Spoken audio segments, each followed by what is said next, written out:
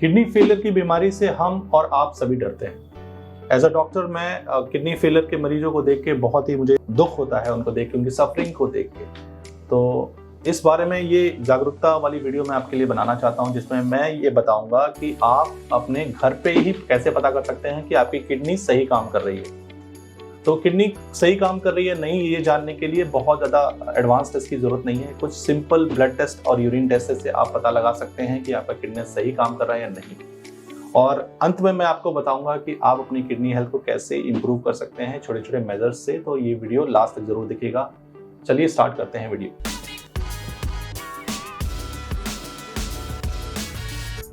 मैं doctor Sunit Tiwari, consultant neurosurgeon और men sexual health expert practising in Lucknow. जैसा मैंने बताया कि किडनी की बीमारी एक ऐसी बीमारी है जिसमें किडनी का मरीज तो सफ़र करता ही है, साथ में उसके परिजन यानी कि उसके अटेंडेंट्स, उसके परिवार वाले सभी सफ़र करते हैं। ये बीमारी लंबे समय तक चलती है, जिसमें डायलिसिस करानी पड़ती है, लास्ट में ट्रांसप्लांट कराना पड़ता है, किसी और का ऑर्गन लेके, किडनी लेके उसमें डोनेट करना पड़ता है। तो इस तरह से ये बीमारी की सफरिंग जो है वो बहुत लॉन्ग टर्म में होती है। तो इस बीमारी से कैसे बचा जाए, इस बीमारी को कैसे जल्दी डायग्नोस किया जाए सो दैट कि ये बीमारी एडवांस स्टेज में ना पहुंचे। तो आज मैं बताऊंगा सिर्फ 3 ऐसे टेस्ट जो आप अपने घर पे करा सकते हैं। किसी लैब वाले को बुलाकर, लैब के एजेंट को बुलाकर आप अपने घर से कराइए और सिर्फ ये 3 टेस्ट से आपको पता चल जाएगा कि आपकी किडनी सही काम कर रही है या नहीं। चलिए स्टार्ट करते हैं। The first test is serum creatinine. Serum creatinine एक ऐसा टेस्ट है जो एक ब्लड टेस्ट होता है। ब्लड आपका सैंपल लिया जाएगा, कभी भी वो सैंपल निकाला जा सकता है, उसमें खाने पीने का कोई परहेज नहीं होता है। सिंपल ब्लड यूरिया और क्रिएटिनिन का लेवल आपका बता दिया जाता है, जिससे क्रिएटिनिन का लेवल नॉर्मल इंडिविजुअल में जनरली 1 मिलीग्राम पर डेसीलीटर से कम होना चाहिए। लेकिन बहुत सारे उसके अलग अलग क्राइटेरियाज भी होते हैं, लेकिन जनरली एक मोटा मोटा हिसाब किताब आपके लिए यही है कि आप 1 मिलीग्राम पर डेसीलीटर से क्रिएटिनिन आपका कम होना चाहिए। दूसरा टेस्ट है यूरिन आरएम। यूरिन आरएम यानी कि रूटीन माइक्रोस्कोपी। आप यूरिन का सैंपल देंगे और वो टेस्ट होगा। उस सैंपल से आप कैसे इंटरप्रिटेट करेंगे, उसमें सबसे पहले आपको प्रोटीन का लेवल देखना है। वो बेसिक टेस्ट है, क्वालिटेटिव टेस्ट है, क्वांटिटेटिव नहीं होता जनरली, यानी कि आपको अमाउंट नहीं पता चलेगा, बट पता चलेगा कि कितना प्रोटीन अप्रॉक्सीमेटली आ रहा है। सो दैट एक ये स्क्रीनिंग टेस्ट हो गया।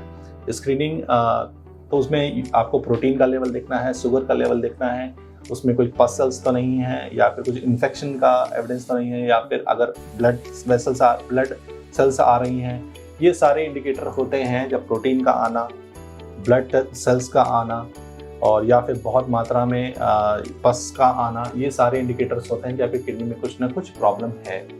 तो ये तो हो गया यूरिन आरएम का टेस्ट। तीसरा जो टेस्ट होता है वो यूरिन स्पॉट पीसीआर। यूरिन का ही सैंपल आप भेजेंगे और उससे आपका जो प्रोटीन क्रिएटिनिन रेशियो होता है वो पता चलता है।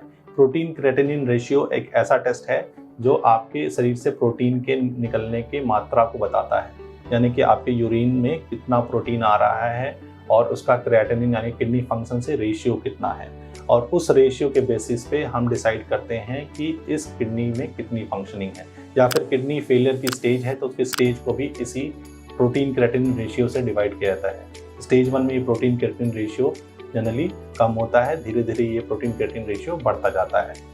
तो प्रोटीन क्रिएटिनिन रेशियो से भी ये पता चल जाता है। तीसरी चीज़ है वो है ईजीएफआर। ईजीएफआर निकालने का एक सिंपल फॉर्मूला होता है जो आप अपने नेट से भी डाउनलोड कर सकते हैं। मैं आपको ये तरीका बता देता हूँ। जब आप डालेंगे ईजीएफआर कैसे निकालें या eGFR how to calculate eGFR Google पे डालेंगे तो उसमें बहुत सारी साइट्स आ जाएंगी जो कैलकुलेटर्स होते हैं। तो ये नेशनल किडनी फाउंडेशन का जो जीएफआर कैलकुलेटर है वो आप उस पर क्लिक करिए और क्लिक करते ही आपको ये दिखेगा कि उसमें आपको जो पैरामीटर्स हैं वो आप भरने होंगे, जैसे कि आपका बॉडी वेट कितना है, आपका क्रिएटिनिन कितना है, और जनरली रेस भी पूछते हैं क्योंकि वो ब्लैक्स में और हिस्पैनिक्स में और एशियंस में अलग अलग होता है। फिर उसके बाद आपका ये ईजीएफआर कैलकुलेट करके दे देते हैं डिफरेंट फार्मूला से। जनरली ईजीएफआर नॉर्मली रेंज 60 के ऊपर होना चाहिए। 60 से ऊपर ईजीएफआर रहता है तो यानी कि आपकी किडनी अच्छे काम कर रही है। तो ये 2-3 टेस्ट ऐसे होते हैं जो आप सिंपली अपने घर से करा के इसको इंटरप्रेटेड कर सकते हैं। आई होप इस वीडियो के माध्यम से आपको कुछ ना कुछ अवेयरनेस अपने किडनी हेल्थ के बारे में मिली होगी। अब बताता हूँ आपको कुछ बोनस टिप्स जिससे आप अपनी किडनी हेल्थ को इम्प्रूव कर सकते हैं। सबसे इम्पॉर्टेंट और सबसे जानदार दुश्मन अगर किडनी का कोई है तो वो है शुगर। डायबिटीज, आपको पता है इंडिया डायबिटीज का कैपिटल है। डायबिटीज़ की बहुत सारे पेशेंट्स इंडिया में बहुत तेज़ी से बढ़ रहे हैं पॉपुलेशन की वजह से भी। दूसरा कल्प्रिट है हाइपरटेंशन, तीसरा है स्टोन, चौथा है आपकी जो एनाल्जेसिक अब्यूज़, यानी कि जो आप दवाइयाँ खाते हैं दर्द की अपने मन से, अपनी इच्छा से, और उसके बाद बहुत हद तक जो चूरन वाली दवाइयाँ जो होती हैं, जो आप अब जाते हैं किसी पे जिस पे भी दवाइयों पे लेबल नहीं लिखा है, उसका इंग्रेडिएंट नहीं लिखा है, आप वो दवाइयाँ कंज्यूम करते हैं, तो वो भी किसी न किसी तरीके से आपकी किडनी को डैमेज करती है। तो ये सारी चीज़ें आपको ध्यान देनी है कि किडनी के दुश्मन कौन-कौन से हैं। अगर आप दुश्मनों को पहचान लेंगे तो आपकी किडनी भी बची रहेगी। आई होप ये वीडियो आपको पसंद आया तो प्लीज़ सब्सक्राइब माय चैनल, और आप इस वीडियो को शेयर करिए अपने डियर एंड डियर वंस के साथ। एंड अपनी किडनी को हेल्दी रखिए, अपने आप को हेल्दी रखिए और बीमारियों से दूर रहिए। इसी कामना के साथ I am doctor Sunit Tiwari signing off.